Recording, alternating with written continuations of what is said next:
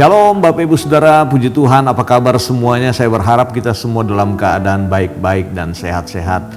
Karena Tuhan yang mengendalikan hidup kita, Tuhan yang memegang seluruh kehidupan kita. Dan Dia selalu memberikan yang terbaik bagi hidup kita, amin.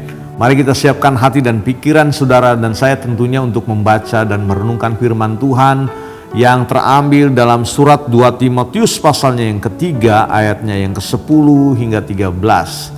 2 Timotius pasalnya yang ketiga, ayatnya yang ke-10 hingga 13, demikian kata firman Tuhan. Tetapi engkau telah mengikuti ajaranku, cara hidupku, pendirianku, imanku, kesabaranku, kasihku, dan ketekunanku.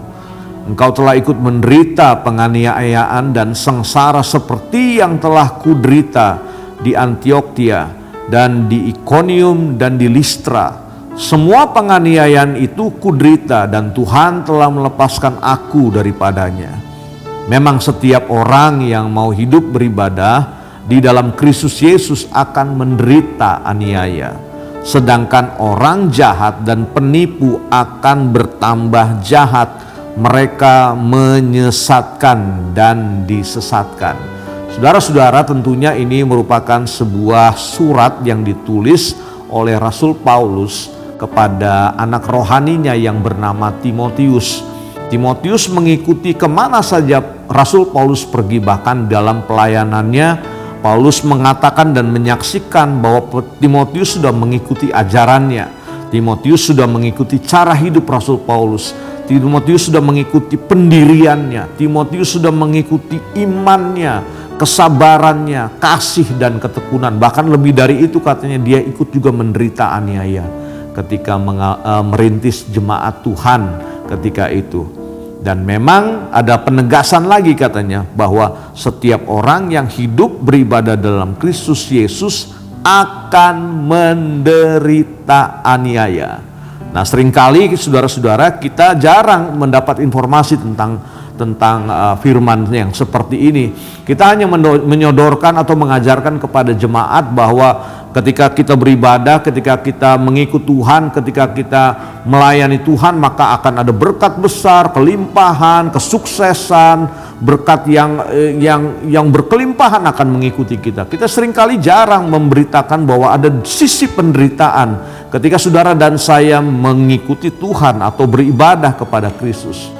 Jangan salah bahwa ketika saudara mengalami masa-masa yang sulit seperti ini, sesungguhnya Tuhan sedang menyatakan kemuliaannya di dalam kita.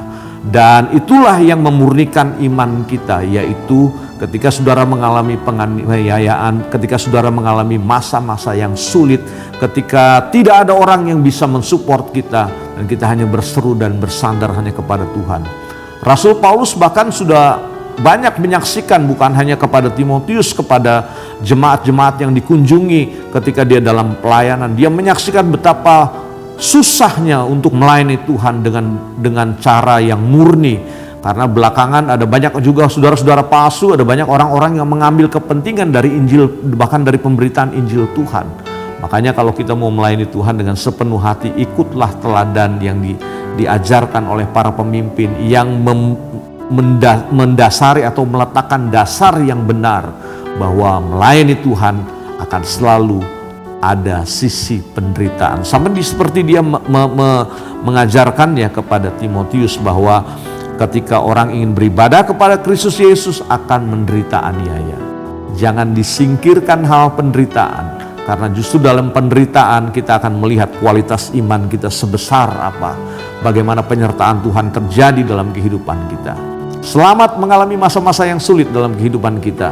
Dan biarlah teladan dari Rasul Paulus yang diberikan kepada Timotius itu juga akan menjadi teladan dalam kehidupan kita. Kalau hari ini saudara mengalami masa yang sulit dalam kehidupan ini, tetap teguh dalam ajaran, tetap teguh dalam cara hidup, tetap teguh dalam pendirian, tetap teguh dalam iman, tetap teguh dalam kesabaran, tetap teguh dalam kasih dan ketekunan. Kiranya Tuhan menolong kita semua. Mari kita berdoa. Tuhan, terima kasih hari ini kami dicerahkan lagi tentang kami harus akan masuk dalam masa-masa yang sulit. Oleh sebab itu Tuhan, biarlah kami mengikuti teladan dari Rasul Paulus bahwa pelayanan yang dirintis dengan air mata, dengan kesulitan akan satu ketika akan membuahkan hasil. Bahwa ya benar bahwa mengiring Tuhan tidak selama-lamanya kami mengalami masa-masa yang enak dan mengalami kelimpahan berkat. Ada masa-masa tertentu mungkin juga kami harus melewati lembah kekelaman, lembah air mata. Tetapi disitulah Tuhan membuat kualitas iman kami semakin meningkat dan kami bersyukur untuk masa-masa yang kami lewati di masa sulit itu. Menyatakan bahwa Tuhan yang kami sembah adalah Tuhan yang hidup, yang berkuasa, yang menyatakan kasih dan pembelaannya bagi semua orang yang berseru kepadamu. Terima kasih Bapa, berkat-Mu atas umat-Mu. Dalam nama Yesus kami berdoa dan bersyukur. Haleluya. Amin.